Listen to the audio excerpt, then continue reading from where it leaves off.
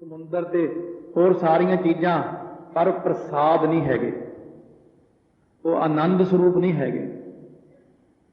आनंद स्वरूप सिर्फ साडे अकाल पुरख वाहिगुरु साडे सतगुरु ही हैं। ते जिहड़ा प्रसाद आनंद अखर है, इस अखर नूं लैके भी लोगों ने वचन करने शुरू करते कि बड़ा आनंद आया जी, अज काहदा खा पी के सौ के। हुण सिद्धा ने फिर प्रश्न किया, महाराज तुसीं ये जिहड़ा प्रसाद कला कह दिंदे तो एक क्यों लाता फिर इहदे अगे? फिर उन्होंने दोबारा थोड़ा जिहा व्याख्या इन्नी है, बस वो एक ओंकार तक ही है। फिर आप जी ने एक क्यों लाया? महाराज कहते इस करके सानू एक लाउणा पिया, क्योंकि प्रसाद जिहड़ा आनंद है ना, जे तीजे पातशाह कहने आनंद आनंद सब को कह आनंद गुरु ते जाणिया।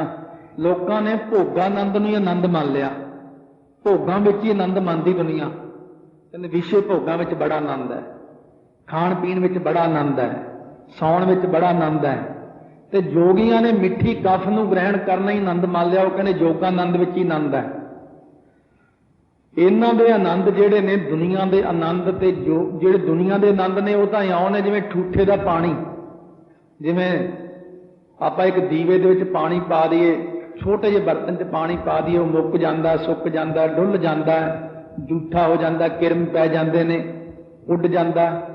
वो की चीज़ है? कुछ भी नहीं है। बिन सजाए जो निमख मैं सो अल्प सुख भनी है, थोड़े जी ने। जिहड़ा जोगियां कोल जोगानंद है, ये किन्ना क है? ये इन्ना कि जब तक बिरती उपर चढ़ी रहिंदी है उदों तक तो आनंद बनया रहिंदा। जोगानंद लैंदे ने, मिठी कफ नूं लैके कहंदे बड़ा आनंद आया, बड़ा रस है। जदों थल्ले सवास उतरे आउंदे ने फिर वो आनंद खत्म हो जाता। इस करके जोगानंद ते भोगानंद बहुवाचक बन गए ना, बहुते आनंद ने ये। इस करके सानू एक लाउणा पिया ब्रह्मानंद वास्ते कि ब्रह्मानंद ही वड्डी चीज़ है, जोगानंद ते भोगानंद विच कुछ नहीं पिया। तो महाराज फिर एक तुसीं जिहड़ा अखर है इहदे अगे ओंकार क्यों लाता? फिर उत्थे गल मुक जानी सी। एक महाराज कहते क्योंकि एक परमेश्वर है तो एक ही माया है। जे कला एका ला दी ओंकार नाल ना लिखदे ना, तो लोगों का ध्यान माया विच भी जा सकता है, क्योंकि माया केवल एको एक है, दूजी नहीं ना है। एक परमेश्वर है, एका माई जुगत बियाई। तो ये फिर महाराज ओंकार नाल सत क्यों लाया? क्योंकि महाराज कहते जिहड़ा त्रई काला बाद सत होण करके सी, जिहड़ा परमात्मा तिन्ना कालां विच सत होण करके लाया है सत। ये तीन अखर बाद विच प्रसाद तो बाद तां व्याख्या हुई है, क्योंकि इहदे विच एक दोष आउंदा सी। वो दोष गुरु नानक देव जी ने दूर करना सी। अति व्यापती दोष नूं दूर करन वास्ते प्रसाद तो बाद एक ओंकार सत की व्याख्या तां हुई है। इत्थों तक सिद्धां नूं गुरु नानक देव जी ने बिल्कुल निरुत्तर कर दिता। सिद्ध महाराज दे चरनी पै गए इन्हें गल सुन के। महाराज हुण होर कोई लिहा नहीं, छोटे मोटे प्रश्न अगे जाके भावें कर देण, ये जप तो जप की है, आद सच क्यों लिखिया, ये थोड़ा ही है बस, ये ज़्यादा व्याख्या नहीं है। इनू तो महाराज सच्चे पातशाह वैसे निरुत्तर कर देंगे, पर ये सारी जिन्नी व्याख्या सी सतगुरु महाराज ने करके सिद्धां की तसल्ली कराती। सिद्धां ने जान लिया भी ये कोई एवें नहीं है भी एवें एक पिंड के बंदे ने उठ के उत्थे मूल मंत्र लिख दिता। ये तो आप नारायण कला धार जग में परवरे, और सानू अज तक कोई हरा ही नहीं सकिया। जे हराया सिद्धां नूं तां केवल गुरु नानक देव जी ने हराया, चरनी पा लिया। एक बार महाराज ने सीधे कर दिते पद्धरे, सीधे राह के उत्ते ला के धन गुरु नानक देव महाराज सच्चे पातशाह। इसे करके इशनान करके आख्या करो रोज धन गुरु नानक देव जी, धन गुरु नानक देव जी, धन गुरु अंगद देव साहब महाराज। और नाम लिया करो, सारे सतगुरु के नाम लैने, यदा बड़ा फल है। कई चीज़ां सानू सारी जिंदगी लंघी हुण जाके पता लगदियां पई ये जिहड़े गुरु का नाम लैण का बहुत वड्डा फल है। आ चीज़ तो मैनूं थोड़े दिन पहले ही पता लगी किसी महात्मा तो। कहने ये कहने उन्हें मैं जी सवेरे एक बार 10 गुणा नाम ले, कहने मैं एक एक माला करदा सारिया सतगुरां दी, धन गुरु नानक देव जी, धन गुरु नानक देव। कहते इन्ना लाभ मिलता इस चीज़ का, तू करके देखी। मैं कहा मैं तो हुण करूँगा ही करूँगा, पर मैं नाल सारी संगत नूं भी कराऊँगा।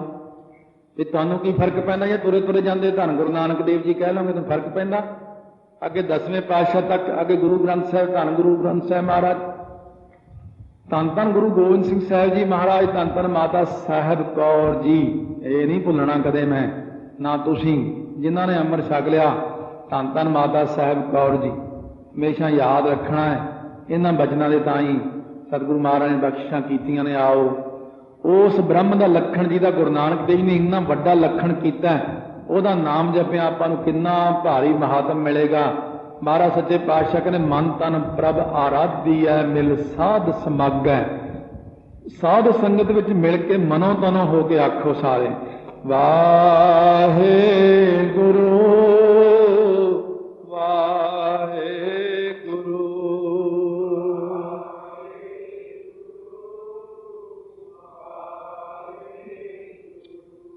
ਵਾਹਿਗੁਰੂ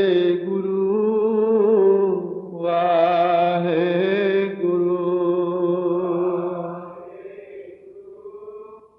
ਦੇ ਆਪਾਂ ਸ਼ਰਵਣ ਕੀਤੇ ਨੇ ਅਰਥ ਗੁਰਪ੍ਰਸਾਦ ਤੱਕ।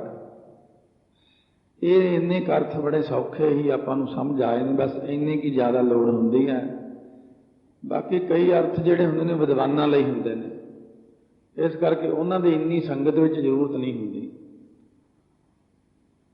ਬਸ ਇੰਨਾ ਆਪਾਂ ਨੂੰ ਜ਼ਰੂਰ ਪਤਾ ਲੱਗ ਗਿਆ ਕਿ ਇੱਕ ਓਂਕਾਰ ਦਾ ਭਾਵ ਕੀ ਹੈ, ਗੁਰਪ੍ਰਸਾਦ ਤੱਕ ਕਿਉਂ ਉਚਾਰਿਆ, ਇਹਨਾਂ ਦੀ ਕੀ ਲੋੜ ਪਈ ਹੈ, ਇਹ ਸਾਰੀਆਂ ਚੀਜ਼ਾਂ ਦਾ ਗਿਆਨ ਹੋਇਆ।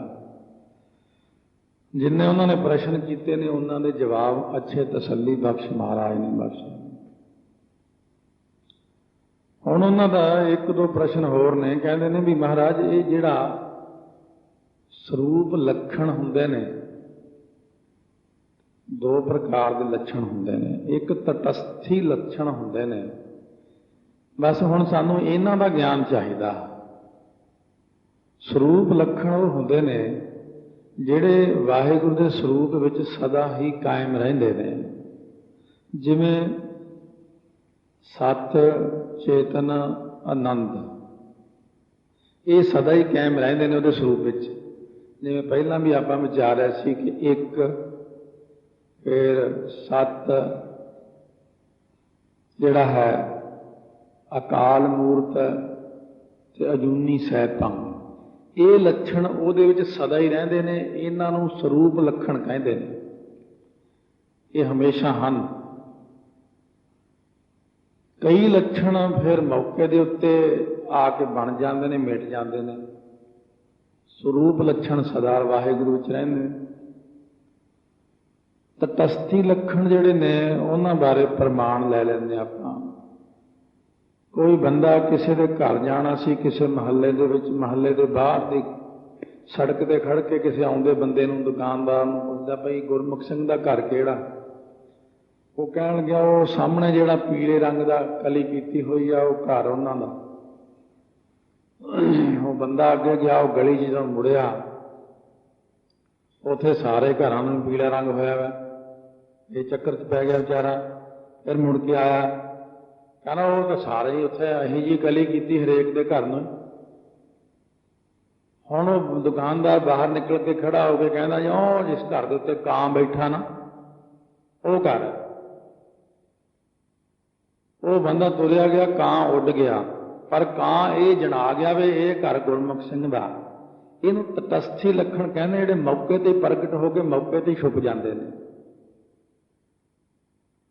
ਇਸੇ ਪ੍ਰਕਾਰ ਵਾਹਿਗੁਰੂ ਵਿੱਚ ਕਈ ਲੱਛਣ ਪਹਿਲਾਂ ਤਾਂ ਪੱਕੇ ਹੀ ਨੇ। ਸਤ, ਚੇਤਨ, ਆਨੰਦ, ਅਸਤ, ਭਾਂਤੀ, ਪ੍ਰਿਆ, ਇਹ ਲੱਛਣ ਨੇ ਜਿਹੜੇ ਆਪਾਂ ਦੇਖ ਲਏ ਨੇ। ਇੱਕ ਸਤ, ਅਜੂਨੀ ਸੈਭੰ, ਅਕਾਲ ਮੂਰਤ। ਪਰ ਇੱਕ ਲੱਛਣ ਉਹ ਨੇ ਜਿਹੜੇ ਮੌਕੇ ਤੇ ਹੁੰਦੇ ਨੇ, ਫਿਰ ਨਾਲ ਨਾਲ ਹੀ ਸਮਾਪਤ ਹੋ ਜਾਂਦੇ ਨੇ। ਜਿਵੇਂ ਓਂਕਾਰ, ਸ੍ਰਿਸ਼ਟੀ ਨੂੰ ਰਚਣ ਵੇਲੇ ਸਿਰਫ ਇਹ ਅੱਖਰ ਵਰਤਿਆ ਗਿਆ। ਕਰਤਾ ਪੁਰਖ, ਇਹ ਸਿਰਫ ਸ੍ਰਿਸ਼ਟੀ ਨੂੰ ਜਦੋਂ ਰਚਦਾ ਉਦੋਂ ਹੀ ਕਰਤਾ ਕਹਿੰਦੇ ਆ ਉਹਨੂੰ, ਪੁਰਖ ਪੂਰਨ ਉਦੋਂ ਹੀ ਕਹਿੰਦੇ ਆ। ਹੁਣ ਉਹਨੂੰ ਨਿਰਭਉ ਕਹਿੰਦੇ ਆ, ਨਿਰਵੈਰ ਕਹਿੰਦੇ ਆ। ਜਦ ਇੱਥੇ ਹੈ ਹੀ ਨਹੀਂ ਸੀ ਕੁਛ ਨਿਰਭਉ ਨਿਰਵੈਰ ਅੱਖਰ, ਉਦੋਂ ਕਿੱਥੇ ਵਰਤਣਾ ਜੋ ਇਕੱਲਾ ਹੀ ਆਪ ਹੋ। ਇਸ ਕਰਕੇ ਉਹਨੂੰ ਕਹਿੰਦੇ ਨੇ ਉਤਪਤੀ ਕਰਨੀ, ਜੀਵਾਂ ਨੂੰ ਪੈਦਾ ਕਰਨਾ, पालना करनी, फिर इन्हां दी समाप्ति करनी। उत्पत्ति, लैता, पालना, ये तीन लक्षण वाहिगुरू के तटस्थी लक्षण ने। जां जिहड़े सुने ने आपां ने ओंकार, करता पुरख, ये उहदे तटस्थी लक्षण ने। जां जिहड़ा आउंदा विच नाम, सत दे नाल नाम आउंदा, ओंकार, नाम, करता पुरख, ये उहदे तटस्थी लक्षण ने जिहड़े उहदे च सदा नहीं रहिंदे। ये सिर्फ उदों तक ने जब सृष्टि रचदा, जब सृष्टि की समाप्ति हो गई, महापरलों आई, ब्रह्मंड एक दूजे दे विच व्यापक फोल्ड, जिवें छतरी इकट्ठी हो जाती है, बहुत सारिया चीज़ां जिवें इकट्ठियां हो जांदियां ने एक दूजे दे विच। इसे प्रकार जदों फिर सृष्टि का खात्मा हुंदा बहुत छेती है, एकदम सारा ये जिहड़ा है पानी एकदम धरती नूं खा जांदा, भाव अपने विच लीन कर लैंदा। पानी नूं अग्नि खा जाती छेती छेती, अग्नि एकदम समाप्त करदी है। सो अग्नि नूं हवा खा जाती, हवा नूं आकाश खा जाता, आकाश पंज तत्त। जिन्ने चिर च मैं बोले ये तो बहुत ज़्यादा टाइम लग गया, ये तो सकिंटां तो भी थोड़े टाइम विच, एक छिन विच ही इन्नी क्रिया हो के ब्रह्मंडां दी समाप्ति हो जाती झटपट ही। जिन्ना मर्जी कुछ होवे सब समाप्त हो जाता। जदों ये चीज़ां आपस में एक दूजे च लीन हुंदियां तुरियां जांदियां ने, पंज तत्त फिर सूक्ष्म तत्तां च लीन हुंदे, पंजां च पिछे नूं मुड़नी शुरू हो जाती सारी फिल्म। फिर जाके ये तीन गुणां च, तीन गुण माया विच, माया जाके परमेश्वर विच जिन्नी क जिन्ना एक तिल हुंदा अपने शरीर दे उत्ते, एक तिल जिन्नी माया है परमेश्वर दे विच। ये स्वरूप ते तटस्थी लक्षण जिहड़े ने परमेश्वर ते गुरु नानक देव जी ने इन्हां ने कहा सी कि तुहाडे मूल मंत्र विच स्वरूप ते तटस्थी लक्षण है। क्योंकि जिहड़े प्रश्नकर्ता हुंदे ने वो बहुते हुंदे ने, दस्सण वाला एक हुंदा। प्रश्न करन नूं की जो मर्जी करी जाओ। हुण महाराज जी नूं सारे प्रश्न करके निरुत्तर हो गए। सो उस वक्त कहण लगे जप। ये जप क्यों लिखिया? कहने जो जपने योग है। साडा हुक्म भी है कि जपो भाई, बाणी का नाम भी जपजी साहब है। इस प्रकार दे नाल जप जिहड़ा करना है, जप तीन प्रकार दा है। सो ये जिहड़ा जप करना है वाचक, वाचक हुंदा मूँह नाल बोल के कहना वाहिगुरू वाहिगुरू वाहिगुरू। जिहड़ा फिर मानस आउंदा है, मानस जाप हुंदा मन दे नाल, दूजे नूं पता लगना भी की बोलदा, अंदर अंदर वाहिगुरू वाहिगुरू करदा। सो इसे प्रकार एक जाप हुंदा उच्ची बोल के करना, पहला वाहिगुरू दूजे नूं भी सुणदा है।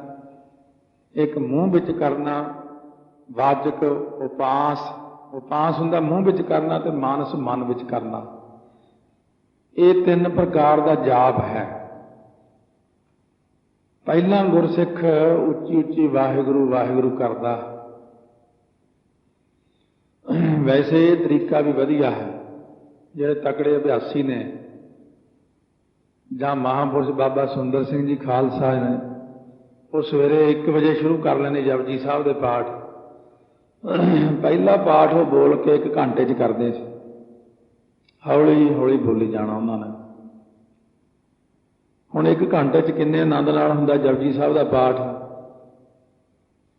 फिर उन्होंने अद्धे घंटे विच दूजा पाठ करना, फिर तीजा 15 मिनट च करना, चौथा 10 मिनट च करना, फिर 5 मिनट च करना है। क्यों? पहला नींह पत्थर अच्छा रख लिया जाता ताकि टिकाव बन जाए मन का। इस प्रकार सिमरन करने वाले भी पहला 1 घंटा उच्ची उच्ची करते हैं, अद्धा घंटा वाहेगुरू वाहेगुरू वाहेगुरू, फिर हौली हौली हो जाते वाहेगुरू वाहेगुरू वाहेगुरू करके फिर चुप हो जाते हैं। वो जी पहली धुनी उन्होंने उच्ची उच्ची बोली, उस धुनी का ही ध्यान रखते हैं, बस वो अंदर अंदर वाहिगुरू का सिमरन करते हैं। 3 ਹਿੱਸਿਆਂ ਵਿੱਚ ਅੱਧਾ ਅੱਧਾ ਘੰਟਾ, 1.5 ਘੰਟਾ ਜਾਂ ਘੰਟਾ 3 ਹਿੱਸਿਆਂ 'ਚ ਹੀ ਲੱਗ ਜਾਂਦਾ। ਜਿੰਨਾ ਅਭਿਆਸ ਆਪਾਂ ਕਰਨਾ, ਜਿਹੜੇ ਛੋਟੇ ਅਭਿਆਸੀ ਨੇ ਪਹਿਲੀ ਕਲਾਸ ਵਾਲੇ, ਉਹ 5-5 ਮਿੰਟ ਲਾ ਲਓ। 5 ਮਿੰਟ ਉੱਚੀ ਉੱਚੀ ਬੋਲ ਕੇ ਵਾਹਿਗੁਰੂ ਕਰੋ, 5 ਮਿੰਟ ਮੂੰਹ ਵਿੱਚ ਕਰੋ, 5 ਮਿੰਟ ਮਨ ਵਿੱਚ ਕਰੋ, 15 ਮਿੰਟ ਤਾਂ ਲਾਓਗੇ ਤੁਸੀਂ। ਇਸ ਪ੍ਰਕਾਰ 3 ਪ੍ਰਕਾਰ ਦਾ ਜਿਹੜਾ ਜਾਪ ਹੈ, ਮਹਾਰਾਜ ਕਹਿੰਦੇ ਭਾਈ ਜਪ, ਅਸੀਂ ਕਿਹਾ ਜਪੋ, ਜਪਜੀ ਸਾਹਿਬ ਦਾ ਨਾਮ ਹੈ, ਜਪਣੇ ਯੋਗ ਬਾਣੀ ਹੈ। ਹੁਣ ਉਹਨਾਂ ਨੂੰ ਵੀ ਸਮਝਾਉਣਾ ਨਾ, ਇਸ ਕਰਕੇ ਥੋੜਾ ਜਿਹਾ ਮਹਾਰਾਜ ਉੱਧਰ ਪਾਸੇ ਵੀ ਲੈ ਜਾਂਦੇ ਗੱਲ, ਦੂਜੇ ਦੇ ਧਰਮ ਮੁਤਾਬਕ ਸਮਝਾਉਣਾ। ਮਹਾਰਾਜ ਕਹਿੰਦੇ ਜਪ ਨਾਮ ਇਹਦਾ ਸਿੱਧ ਚੁੱਪ ਹੋ ਗਏ, ਜਪ ਜਪਣੇ ਯੋਗ। ਤਰਲੋਕ ਦਾ ਗਿਆਨ ਰੱਖਣ ਵਾਲੇ ਗੁਰੂ ਨਾਨਕ ਦੇਵ ਜੀ ਕਹਿੰਦੇ ਤੁਸੀਂ ਜਪ ਦਾ ਅਰਥ ਨਹੀਂ ਜਾਣਦੇ ਕੀ ਹੈ। ਕਹਿੰਦੇ ਮਹਾਰਾਜ ਕਹਿੰਦੇ ਜਪ ਦਾ ਅਰਥ ਹੈ ਵੇਦ, ਵੇਦ ਦਾ ਅਰਥ ਹੈ ਗਿਆਨ। ਜਿਨ੍ਹਾਂ ਨੇ ਕਦੇ ਸੁਣੇ ਨਹੀਂ ਹੁੰਦੇ ਇਹੋ ਜਿਹੇ ਭਾਵ, ਉਹਨਾਂ ਨੂੰ ਆਪੇ ਹੈਰਾਨੀ ਹੁੰਦੀ ਹੈ। ਗਿਆਨ ਹੈ ਵੇਦ ਦਾ ਭਾਵ। ਇਸ ਕਰਕੇ ਜਿਵੇਂ ਵੇਦ ਗਿਆਨ ਦਿੰਦੇ ਨੇ ਨਾ, ਇਹ ਗੁਰਬਾਣੀ ਜੀਵ ਨੂੰ ਬ੍ਰਹਮ ਗਿਆਨ ਦਿੰਦੀ ਹੈ। ਵੇਦ ਤਾਂ ਦਿੰਦੇ ਨੇ ਇਕੱਲਾ ਹੀ ਗਿਆਨ, ਕਰਮ ਕਾਂਡ, ਤੇ ਗੁਰਬਾਣੀ ਦਿੰਦੀ ਬ੍ਰਹਮ ਗਿਆਨ ਜੋ ਜਪਣੇ ਯੋਗ ਹੈ। ਮਹਾਰਾਜ ਕਹਿੰਦੇ ਜਿਹੜਾ ਜਪਦਾ ਉਹਦੇ ਸਾਰੇ ਪਾਪ ਜਪਤ ਹੋ ਜਾਂਦੇ ਨੇ। ਇਸ ਕਰਕੇ ਅਸੀਂ ਗੁਰਸਿੱਖਾਂ ਨੂੰ ਕਿਹਾ ਜਪੋ, ਜਪਣੇ ਯੋਗ ਨੂੰ ਜਪੋ। ਜੋ ਜਪਣੇ ਯੋਗ ਅਕਾਲ ਪੁਰਖ ਵਾਹਿਗੁਰੂ ਹੈ। ਮਹਾਰਾਜ ਕਹਿੰਦੇ ਭਾਈ ਇਹ ਜਪ ਅੱਖਰ ਹੈ, ਜਪ ਬੇਖਰੀ ਬਾਣੀ ਨਾਲ, ਮੂੰਹ ਨਾਲ ਕਹੇ ਵਾਹਿਗੁਰੂ ਵਾਹਿਗੁਰੂ, ਫਿਰ ਮੱਧਮਾ ਬਾਣੀ ਦੁਆਰਾ। ਤੀਜੇ ਪਾਤਸ਼ਾਹ ਦੇ ਸਾਹਿਬਜ਼ਾਦੇ ਬਾਬਾ ਮੋਹਨ ਜੀ ਮੱਧਮਾ 'ਚ ਜਾਪ ਕਰਿਆ ਕਰਦੇ ਸੀ, ਜ਼ਿਆਦਾ ਕੰਠ ਵਿੱਚ। ਸੋ ਇਸੇ ਪ੍ਰਕਾਰ ਫਿਰ ਬਸੰਤੀ ਬਾਣੀ ਹਿਰਦੇ ਵਿੱਚ, ਫਿਰ ਪਰਾ ਬਾਣੀ ਨਾਭੀ ਦੇ ਵਿੱਚ ਜਪ। ਇਹ ਜਪ ਦੇ ਇੱਕੋ ਹੀ ਭਾਵ ਨਹੀਂ ਹੈ। ਇੱਥੇ ਜਪ ਦਾ ਜਗਿਆਸੂਆਂ ਲਈ ਵੱਖੋ ਵੱਖਰਾ ਭਾਵ ਹੈ, ਵੱਖੋ ਵੱਖਰਾ ਭਾਵ ਬਣ ਜਾਂਦਾ। ਨਵੇਂ ਜਗਿਆਸੂ ਲਈ ਤਾਂ ਆਪਾਂ ਕਹਿੰਦੇ ਜਪ ਬਈ ਮੂੰਹ ਨਾਲ ਵਾਹਿਗੁਰੂ ਵਾਹਿਗੁਰੂ ਕਹਿ, ਤੇ ਜਿਹੜਾ ਪੁਰਾਣਾ ਜਗਿਆਸੂ ਉਹਨੂੰ ਕਹਿੰਦੇ ਹਿਰਦੇ 'ਚ ਜਪ, ਕੰਠ ਵਿੱਚ ਜਪ, ਨਾਭੀ ਵਿੱਚ ਜਪ, ਰੋਮਾਂ ਦੇ ਵਿੱਚ ਜਪ। ਇਹ ਇੱਕ ਭਾਵ ਨਹੀਂ ਹੈ ਜਪ ਦਾ। ਜਿੰਨਾ ਜਗਿਆਸੂ ਦੀ ਅਵਸਥਾ ਉੱਪਰ ਉੱਠਦੀ ਜਾਂਦੀ ਹੈ, ਓਨਾ ਜਪਦਾ ਜਾਂਦਾ। ਸੋ ਇਸ ਕਰਕੇ ਸਤਿਗੁਰੂ ਮਹਾਰਾਜ ਕਹਿੰਦੇ ਨੇ ਜਪ, ਜਿਹੜਾ ਜਪ ਮੂੰਹ ਵਿੱਚ ਹੈ, ਇਹਦੇ ਵਿੱਚ ਤਾਂ ਆਪਾਂ ਨੂੰ ਮੂੰਹ ਵੀ ਹਿਲਾਉਣਾ ਪੈਂਦਾ, ਧਿਆਨ ਵੀ ਰੱਖਣਾ ਪੈਂਦਾ, ਕਈ ਕੁਛ ਕਰਨਾ ਪੈਂਦਾ। ਜਿਹੜਾ ਫਿਰ ਆ ਕੇ ਕੰਠ ਵਿੱਚ ਜਪ ਹੈ, ਇਹਦੇ 'ਚ ਧਿਆਨ ਰੱਖਣਾ ਪੈਂਦਾ, ਬਸ ਹੋਰ ਕੁਛ ਨਹੀਂ ਕਰਨਾ, ਖਾਲੀ ਧਿਆਨ ਰੱਖਣਾ, ਬੈਠੇ ਰਹਿਣਾ, ਕੰਠ ਵਿੱਚ ਧਿਆਨ ਰੱਖਣਾ, ਵਾਹਿਗੁਰੂ ਵਾਹਿਗੁਰੂ ਆਪੇ ਹੋ ਜਾਂਦਾ। ਫਿਰ ਜਿਹੜਾ ਹਿਰਦੇ ਵਿੱਚ ਵਾਹਿਗੁਰੂ ਮੰਤਰ, ਇਹ 'ਚ ਵੀ ਧਿਆਨ ਤਾਂ ਰੱਖਣਾ ਹੀ ਪੈਂਦਾ। ਧਿਆਨ ਰੱਖੀ ਬੈਠੋ, ਤੇ ਜਦ ਤੱਕ ਧਿਆਨ ਤੁਹਾਡਾ ਪੂਰਾ 100% ਜੁੜਿਆ, ਜੇ ਕਿਸੇ ਨੇ ਮਾੜਾ ਜਿਹਾ ਆ ਕੇ ਕਹਿਤਾ ਨਾ ਆ ਚਾਹ ਤਿਆਰ ਸੀ, ਬਸ ਗਿਆ ਕੰਮ, ਜਦੋਂ ਹੀ ਟੁੱਟ ਜਾਂਦਾ ਸਭ ਕੁਝ। ਕਿਉਂਕਿ ਸੁਰਤੀ ਮਾੜੀ ਜੀ ਹਿੱਲ ਗਈ ਨਾ, ਜੇ ਆਪਣੀ ਜੇ ਮਾੜਾ ਜਿਹਾ ਖਿਆਲ ਆ ਗਿਆ ਵੀ ਉੱਥੇ ਕੰਮ ਜਾਣਾ ਸੀ, ਬਸ ਉਸੇ ਟਾਈਮ ਹੀ ਕੰਮ ਬੰਦ ਹੋ ਜਾਂਦਾ। ਇੰਨਾ ਸੂਖਮ ਧਿਆਨ ਰੱਖਣਾ ਪੈਂਦਾ ਵੀ ਕੋਈ ਬੁਲਾਵੇ ਨਾ।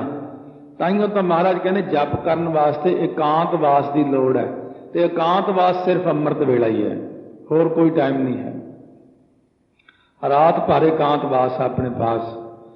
ਸੋ ਮਹਾਰਾਜ ਕਹਿੰਦੇ ਫਿਰ ਇਸ ਤੋਂ ਬਾਅਦ ਜਿਹੜੀ ਪਰਾ ਬਾਣੀ ਹੈ ਨਾਭੀ ਦੇ ਵਿੱਚ, ਹਾਂ ਉੱਥੇ ਲੋੜ ਨਹੀਂ ਹੈ, ਨਾ ਧਿਆਨ ਰੱਖਣ ਦੀ ਲੋੜ ਹੈ, ਨਾ ਕੁਛ ਕਰਨ ਦੀ ਲੋੜ ਹੈ। ਫਿਰ ਤਾਂ ਆਪਣੇ ਆਪ ਹੀ ਚੱਲੀ ਜਾਂਦਾ, ਆਪਣੇ ਆਪ ਹੀ ਜਾਪ ਹੋ ਜਾਂਦਾ ਉਹਦੇ ਅੰਦਰ। ਫਿਰ ਰੋਮਾਂ ਵੀ ਆਪਣੇ ਆਪ ਹੁੰਦਾ। ਮਹਾਰਾਜ ਕਹਿੰਦੇ ਜਪ ਪਰਾ ਬਾਣੀ ਦੁਆਰਾ, ਜਪ ਰੋਮਾਂ ਰਾਹੀਂ। ਫਿਰ ਜਪ ਜਿਹੜਾ ਹੈ ਇਹ ਅੱਗੇ ਵੱਧ ਜਾਂਦਾ, ਰੋਮਾਂ ਤੋਂ ਬਾਹਰ ਨਿਕਲ ਜਾਂਦਾ। ਫਿਰ ਇਹ ਸਾਈਡਾਂ ਦੇ ਉੱਤੇ ਵੀ ਸੁਣਨ ਲੱਗ ਜਾਂਦਾ, ਫਿਰ ਕੰਧਾਂ ਵਿੱਚ, ਦਰਖਤਾਂ ਵਿੱਚ, ਪੰਛੀਆਂ ਵਿੱਚ, ਪਸ਼ੂਆਂ ਵਿੱਚ, ਬੰਦਿਆਂ ਵਿੱਚ। ਹੌਲੀ ਹੌਲੀ ਵੱਧਦਾ ਧਰਤ ਪਾਤਾਲ ਆਕਾਸ਼ ਹੈ ਮੇਰੀ ਜਿੰਦੜੀਏ, ਸਭ ਹਰ ਹਰ ਨਾਮ ਧਿਆਵ ਹੈ ਰਾਮ। ਦੇਖੋ ਕਿੱਥੋਂ ਸ਼ੁਰੂ ਹੁੰਦਾ, ਮੂੰਹ ਤੋਂ ਜਾਪ ਸ਼ੁਰੂ ਹੁੰਦਾ ਹੈ। ਸਰੀਰ ਦੀਆਂ ਸਾਰੀਆਂ ਹਾਲਤਾਂ ਵਿੱਚੋਂ ਲੰਘ ਕੇ ਫਿਰ ਆਪਾਂ ਨੂੰ ਦਰਖਤਾਂ ਵਿੱਚੋਂ, ਬ੍ਰਹਿਮੰਡਾਂ ਵਿੱਚੋਂ ਸੁਣਦਾ। ਫਿਰ पूरे ब्रह्मंड विचों वाहिगुरु वाहिगुरु की आवाज़ आउंदी उस जीव के ताईं। जदों संपूर्ण हो जाता तो उन्होंने कहते ब्रह्म ज्ञानी बन गया है। इत्थों चलिया जप आद सच। वो अकाल पुरख वाहिगुरु आद तो आद काल जिहड़ा है वह आपां नूं पता नहीं, किसी नूं आद तो लैके जुगात का तो आपां नूं थोड़ा जिहा पता भी जुगां दे आद मुੱਢ तो लैके शुरू तो जो जुग जुगन की मर्यादा बन्नी सतयुग है उदों का तो बंदे नूं थोड़ा बहुत पता कि सतयुग कदों शुरू होया, पर आद का नहीं पता कि तेरा कोई अंत नहीं, आद तो लैके तू सच रूप है। जुगाद सच जुगां दे जुग आद, जुगां दे आद विच जुगां दे मुੱਢ विच भी वाहिगुरु सच रूप सी। इसे तरह ही सी उदों भी है भी सच। वाहिगुरु हुण भी उस तरह ही सच है। जिवें नदी का प्रवाह चलदा, नदी का प्रवाह उपर उपर चली जाता, जिहड़ा पानी पिछों आया वो उत्थों लंघ गया, वो धरती तो नहीं उत्थों तुरी, धरती तो वह उत्थे ही रहिंदी है, पर नदी चलती रहिंदी है। एक नदी का प्रवाह वो है जिहड़ा आपां देखदे देखदे ओ तक चलिया गया पानी, फिर कल तक वो पता नहीं कित्थे चलिया गया, पर अज उत्थे होर पानी है। एक वो पानी है जिहड़ा हले 100 किलोमीटर पिछे है, एक वो पानी है जिहड़ा साडे सामने चल रहा है, एक वो पानी है जिहड़ा 100 किलोमीटर अगे जा चुकिया है। ये हैगा आद सच जुगाद सच है भी सच नानक होसी भी सच। हले जिहड़ा पानी डैम दे विच खड़ा वो चौथे काल विच चलिया गया। उत्थे वाला पानी, पिछला पानी, सामने का पानी ते अगे निकल चुकिया पानी, ये 4 अवस्था हो गई। पर धरती जिहड़ी है, जिस धरती तो नदी लंघदी है वो तो उत्थे ही रहिंदी है ना, धरती तो नहीं नाल चलदी पानी दे। इस तरह ही जिहड़ा ब्रह्म है परमेश्वर है, परमेश्वर तो उस तरह ही रहिंदे ने, पर जिहड़ा जीव है ये आउंदा जांदा रहिंदा। धरतियां बनदियां रहिंदियां, नाश हुंदियां रहिंदियां ने वाहिगुरू के सामने। किन्ना क समा, जिन्ना क समां दे विच बच्चे घर दे विच खेडदे ने, खिडौणे लै के कदे छोटा जिहा घर बनाउंदे ने, फिर ढा लैंदे ने, फिर बना लैंदे ने। वो बच्चा कुछ समय विच घंटा जे खेडदा है, एक घंटे विच कुछ नहीं होया, वो तो उहो जिहा ही है। पर उन्हें मकान जिहा वो किन्नी बार बनाया, किन्नी बार ढाया, वाहिगुरू नूं तां कोई फर्क नहीं पैंदा। वाहिगुरू ने कई बारी सृष्टि बनाई है, कई बार ढाई है, वो आप उहो जिहा ही है। आपां बुढ़े हो जाते हैं, जवान हो जाते हैं, फिर जम पैंदे हैं, फिर जूना च आ जाते हैं। आप उहे जी बैठे ने, उहे जी रहने ने, हमेशा ही उन्हों का दाड़ा काले रंग का ही रहना। वाहिगुरू का दाड़ा चिट्टा नहीं हुंदा कदे। वाहिगुरू के सीस ते जिहड़े केशव परमेश्वर ने, जिन्हां दे सीस ते केस ने, वो सदा उस तरह ही रहंदे ने। दस्तारा उन्हों का नीले रंग का गोल इस तरह ही रहना। सिर का मुकुट उन्हों का बहुत ज़्यादा वड्डा, उन्हें उवें ही रहना। उन्होंने निशानियां वखरियां ने, बस इन्नी बहुत है, इन्ना ही दसना बहुत वड्डी गल है। ये तुसीं हैरान होना भी वाहिगुरू दस्तार बन्नदे आ। आ जिहड़ा आपां नूं रूप दिता ना परमात्मा ने, उन्हां दा अपना रूप है। खालसा मेरो रूप है खास, खालसे में हों करो निवास। आ जिहड़ा रूप दिता अकाल पुरख ने, वो आप ही नेगे। ताइयों तो जो बाबा फतेह सिंह जी एक बार नीला बाणा सजा के 10वें पातशाह कोल आके मत्था टेकिया, फतेह बुलाई सी, बाबा जी ने दस्तारा आप सजाया सी। उन्हें बच्चा दस्तार तो सजाउंदा, वो उत्ते लाड़े कैन सीधा ही खड़ा रह गया। ताहां नूं आए महाराज 10वें पातशाह ने भरी संगत विच कहा सी, खालसा जी जे किसी ने अकाल पुरख के दर्शन करने साक्षात तक कर लो। बाबा फतेह सिंह नूं इन्ना वड्डा दर्जा देता। वो जिहड़ा फरला निंगा ਸਿੰਘਾਂ ਵਿੱਚ ਚੱਲਿਆ है, वो बाबा फतेह सिंह जी तो ही ਚੱਲਿਆ होया। जिहड़ा वो फरला ताहां नूं रह गया सुभावक, वो फरले की बड़ी वड्डी मानता है। फरले वाला सिंह बैठा होगा संगत विच, उहनूं 2 छांदे देने पैंदे देखदे, एक फरले दा एक ओहदा। फरले वाला सिंह लम्मा नहीं पै सकदा, तां उहनूं सिर रखना पैंदा उहनूं, क्योंकि फरले का बहुत वड्डा सत्कार है। सो इस करके सतगुरु महाराज सच्चे पातशाह कहते हैं, वो अकाल पुरख जिहड़ा है ना, हुण भी सच रूप है, हुण भी उवें ही है। ਇਹ ਵੱਖਰੀ ਗੱਲ ਹੈ ਕਿ ਸਤਜੁਗ ਤ੍ਰੇਤਾ ਦੁਆਪਰ ਲੰਘ ਚੁੱਕੇ ਨੇ, ਕਲਯੁਗ ਆ ਗਿਆ ਹੈ ਨਦੀ ਦੇ ਪ੍ਰਵਾਹ ਦੀ ਤਰ੍ਹਾਂ, ਪਰ ਧਰਤੀ ਤਾਂ ਉਵੇਂ ਹੀ ਪਈ ਰਹਿੰਦੀ ਹੈ। ਬ੍ਰਹਮ ਤਾਂ ਉਸੇ ਪ੍ਰਕਾਰ ਹੁਣ ਵੀ ਹੈ। ਨਾਨਕ ਹੋਸੀ ਪੀ ਸੱਚ, ਜਦੋਂ ਬਿਲਕੁਲ ਮਲੀਆ ਮੇਟ ਹੋ ਕੇ ਸਾਰੇ ਤੱਤ ਇੱਕ ਦੂਜੇ 'ਚ ਰਲ ਕੇ ਇਸ ਦੁਨੀਆ 'ਚ ਕੁਛ ਨਾ ਰਿਹਾ, ਇੱਥੇ ਰਿਹਾ ਹੀ ਕੱਖ ਨਾ, ਧਰਤੀ ਨਾ ਰਹੀ, ਤਾਰੇ ਨਾ ਰਹੇ, ਚੰਦਰਮਾ ਸੂਰਜ ਮੁੱਕ ਜਾਣਗੇ, ਪੰਜੇ ਤੱਤ ਮੁੱਕ ਜਾਣਗੇ, ਸਭ ਕੁਝ ਜਦੋਂ ਮੁੱਕ ਜਾਏਗਾ ਤਾਂ ਵੀ ਉਹ ਨਾਨਕ ਹੋਸੀ ਭੀ ਸੱਚ, ਤਾਂ ਵੀ ਉਹਨੇ ਸੱਚ ਹੀ ਰਹਿਣਾ ਹੈ। ਕਾਲ ਵੈਸੇ ਤਿੰਨ ਹੁੰਦੇ ਨੇ, ਬਣਾਏ ਮਹਾਰਾਜ ਨੇ ਚਾਰ ਨੇ, ਕਿਉਂਕਿ ਇੱਕ ਤਾਂ ਆਦ ਕਾਲ ਬਣਾ ਦਿੱਤਾ ਜਿਹਦਾ ਆਪਾਂ ਨੂੰ ਗਿਆਨ ਨਹੀਂ, ਇੱਕ ਉਹ ਕਾਲ ਹੈ ਜਿਹੜਾ ਯੁੱਗਾਂ ਦੇ ਸ਼ੁਰੂ ਤੋਂ ਲੈ ਕੇ ਹੈ ਵੀ ਸੱਚ, ਨਾਨਕ ਹੋਸੀ ਵੀ ਸੱਚ।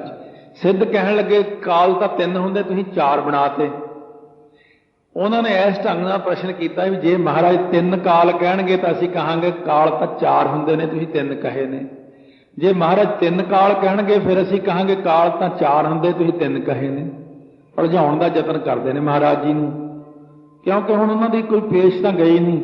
ਸਤਿਗੁਰੂ ਮਹਾਰਾਜ ਨੇ ਕਹਿਤਾ ਇਹ ਜਿਹੜਾ ਜੁਗਾਦ ਸੱਚ ਹੈ ਨਾ, ਇਹ ਸੰਧੀ ਛੇਦ ਕਾਲ ਹੈ, ਇਹਨੂੰ ਕਾਲਾਂ ਵਿੱਚ ਨਹੀਂ ਗਿਣਿਆ। ਜੇ ਸਤਿਗੁਰੂ ਸਾਰੇ ਦਾਉ ਪੇਚ ਜਾਣਦੇ ਨੇ, ਕਿਉਂਕਿ ਗੁਰ ਪੂਰਾ, ਮੇਰਾ ਗੁਰ ਪੂਰਾ, ਇਹ ਮੇਰੇ ਸਤਿਗੁਰੂ ਪੂਰੇ ਨੇ, ਉਹਨਾਂ ਦੇ ਅੱਗੇ ਕੋਈ ਜਵਾਬ ਕਿਸੇ ਨੂੰ ਆਉਂਦਾ ਹੀ ਨਹੀਂ। ਉਹ ਨਿਆਣਿਆਂ ਵਾਂਗੂ ਚਲਾਕੀ ਮਾਰਦੇ ਨੇ। ਸਤਿਗੁਰੂ ਨੂੰ ਵੀ ਪਤਾ ਵੀ ਇਹ ਮੈਨੂੰ ਇਹ ਪ੍ਰਸ਼ਨ ਕਰਨਗੇ। ਕਹਿੰਦੇ ਮਹਾਰਾਜ ਉਹਨਾਂ ਨੂੰ ਪਤਾ ਸੀ ਇਹ ਤਿੰਨ ਕਾਲ ਕਹਿਣਗੇ ਤਾਂ ਚਾਰ ਵਾਲੇ ਚੱਕਰ 'ਚ ਉਲਝਾਵਾਂਗੇ। ਮਹਾਰਾਜ ਨੇ ਪਹਿਲਾਂ ਹੀ ਚਾਰ ਕਾਲ ਕਹਿ ਤੇ, ਉਹਨਾਂ ਨੂੰ ਪਤਾ ਮੈਨੂੰ ਪ੍ਰਸ਼ਨ ਕਰਨਾ ਇਹਨਾਂ ਨੇ। ਕਹਿੰਦੇ ਮਹਾਰਾਜ ਕਾਲ ਤਾਂ ਤਿੰਨ ਹੁੰਦੇ ਨੇ। ਮਹਾਰਾਜ ਕਹਿੰਦੇ ਜਿਹੜਾ ਜੁਗਾਦ ਸੱਚ ਹੈ ਨੇ, ਸੰਧੀ ਛੇਦ ਕਾਲ ਹੈ, ਇਹਨੂੰ ਕਾਲ ਵਿੱਚ ਗਿਣਿਆ ਨਹੀਂ ਜਾਂਦਾ, ਨਿਰੁੱਤਰ ਕਰ ਦਿੱਤੇ। ਜਦੋਂ ਮਹਾਰਾਜ ਨੇ ਬਿਲਕੁਲ ਮੂਲ ਮੰਤਰ ਵਿੱਚ ਹੀ ਨਿਰੁੱਤਰ ਕਰਦੇ ਤਾਂ ਇਉਂ ਜਿਵੇਂ ਡੰਡੇ ਵਾਂਗੂ ਲੰਮੇ ਪੈ ਜਾਂਦੇ ਨੇ, ਮੱਥਾ ਟੇਕਣ ਲੱਗੇ, ਨੱਕ ਰਗੜਨ ਲੱਗੇ ਮਹਾਰਾਜ ਦੇ ਅੱਗੇ। ਫਿਰ ਕਹਿੰਦੇ ਧੰਨ ਨਾਨਕ ਤੇਰੀ ਵੱਡੀ ਕਮਾਈ, ਸਿੱਧ ਸਾਰੇ ਝੋਗੇ। ਮਹਾਰਾਜ ਸੱਚੇ ਪਾਤਸ਼ਾਹ ਨੇ ਪੂਰੇ ਸੰਸਾਰ ਨੂੰ ਜਿੱਤਿਆ, ਗੁਰੂ ਨਾਨਕ ਦੇਵ ਜੀ ਨੇ ਸ਼ਬਦ ਦੇ ਆਸਰੇ। ਮਹਾਰਾਜ ਕਹਿੰਦੇ ਇੱਕ ਸੰਗਤ ਤੋਂ ਬਿਨਾਂ ਤੇ ਇੱਕ ਸ਼ਬਦ ਤੋਂ ਬਿਨਾਂ ਮੈਨੂੰ ਹੋਰ ਕੋਈ ਓਟ ਨਹੀਂ ਹੈ। ਗੁਰਬਾਣੀ ਸੰਗਤ ਬਿਨਾਂ ਓਟ ਨਹੀਂ ਹੈ ਰਾਈ। ਰਾਈ ਜਿੰਨੀ ਵੀ ਓਟ ਮੈਂ ਹੋਰ ਗ੍ਰਹਿਣ ਨਹੀਂ ਕੀਤੀ, ਗੁਰਬਾਣੀ ਦੀ ਅਤੇ ਸੰਗਤ ਦੀ ਓਟ ਹੈ ਮੈਨੂੰ। ਮਹਾਰਾਜ ਤੁਸੀਂ ਤਾਂ ਸਾਨੂੰ ਆਸਰਾ ਦੇਣ ਵਾਲੇ ਹੋ, ਕਹਿੰਦੇ ਤੁਹਾਨੂੰ ਵੀ ਤਾਂ ਨਿਮਰਤਾ ਸਿਖਾਉਣੀ ਆ ਨਾ, ਤੁਹਾਨੂੰ ਸਿਖਾਉਣ ਵਾਸਤੇ ਅਸੀਂ ਕਹਿੰਦੇ ਹਾਂ ਭਾਈ ਸਾਧ ਸੰਗਤ ਸ਼ਬਦ ਦਾ ਆਸਰਾ ਰੱਖਿਓ ਤੇ ਸੰਗਤ ਦਾ ਆਸਰਾ ਹਮੇਸ਼ਾ ਤੱਕਿਓ। ਸੰਗਤ ਕਿਲਾ ਰੂਪ ਹੁੰਦੀ ਹੈ ਬੰਦੇ ਵਾਸਤੇ, ਸ਼ਬਦ ਦਾ ਕਿਲਾ। ਚੌਗਿਰਦ ਹਮਾਰਾ ਰਾਮਕਾਰ ਦੁੱਖ ਲੱਗਾ ਨਾ ਭਾਈ, ਤੇ ਇੱਕ ਸੰਗਤ ਦਾ ਕਿਲਾ। ਇਹ ਦੋ ਕਿਲੇ ਨਹੀਂ ਛੱਡਣੇ, ਸਦਾ ਇਹਨਾਂ ਕਿਲਿਆਂ ਦੇ ਵਿੱਚ ਰਹਿਣਾ। ਜਿਹੜਾ ਇਹਨਾਂ ਕਿਲਿਆਂ ਦੇ ਵਿੱਚ ਰਹੂਗਾ ਉਹਦੀ ਸਦਾ ਕਾਮ ਕ੍ਰੋਧ ਲੋਭ ਮੋਹ ਹੰਕਾਰ ਤੋਂ, ਦੁਸ਼ਮਣਾਂ ਤੋਂ ਰੱਖਿਆ ਹੋਵੇਗੀ। ਇਉਂ ਸਤਿਗੁਰੂ ਮਹਾਰਾਜ ਸੱਚੇ ਪਾਤਸ਼ਾਹ ਜੀ ਨੇ ਇਹ ਸਿੱਧਾਂ ਦੇ ਕੁਝ ਹੋਰ ਪ੍ਰਸ਼ਨ ਬਾਕੀ ਸੀ, ਉਹਨਾਂ ਦੀ ਨਿਵਰਤੀ ਕਰ ਦਿੱਤੀ ਹੈ। ਕੱਲ ਤੋਂ ਹੁਣ ਪ੍ਰਾਰੰਭ ਕਰਾਂਗੇ ਪਹਿਲੀ ਪੌੜੀ, ਸੋਚੈ ਸੋਚ ਨਾ ਹੋਵਈ ਜੇ ਸੋਚੀ ਲੱਖ ਵਾਰ। ਸਤਿਗੁਰੂ ਮਹਾਰਾਜ ਜੀ ਬਖਸ਼ਿਸ਼ਾਂ ਕਰਨਗੇ। ਪਿਆਰ ਸਤਿਕਾਰ ਨਾਲ ਸਮੇਂ ਸਿਰ ਪਹੁੰਚ ਕੇ ਲਾਭ ਉਠਾਉਣਾ ਸੰਗਤਾਂ ਨੇ। ਆਓ ਜਾਪ ਕਰੀਏ ਉਸ ਵਾਹਿਗੁਰੂ ਦਾ ਜਿਸ ਅਕਾਲ ਪੁਰਖ ਦੀ ਕਿਰਪਾ ਨਾਲ ਆਪਾਂ ਨੂੰ ਇੰਨੀਆਂ ਵੱਡੀਆਂ ਦਾਤਾਂ ਪ੍ਰਾਪਤ ਹੋਈਆਂ ਨੇ। ਪਿਆਰ ਨਾਲ ਜਪੋ ਵਾਹਿਗੁਰੂ ਵਾਹਿਗੁਰੂ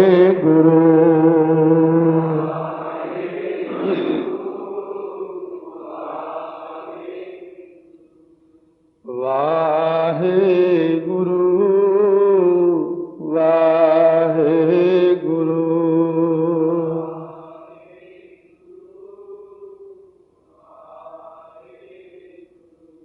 ਵਾਹਿਗੁਰੂ।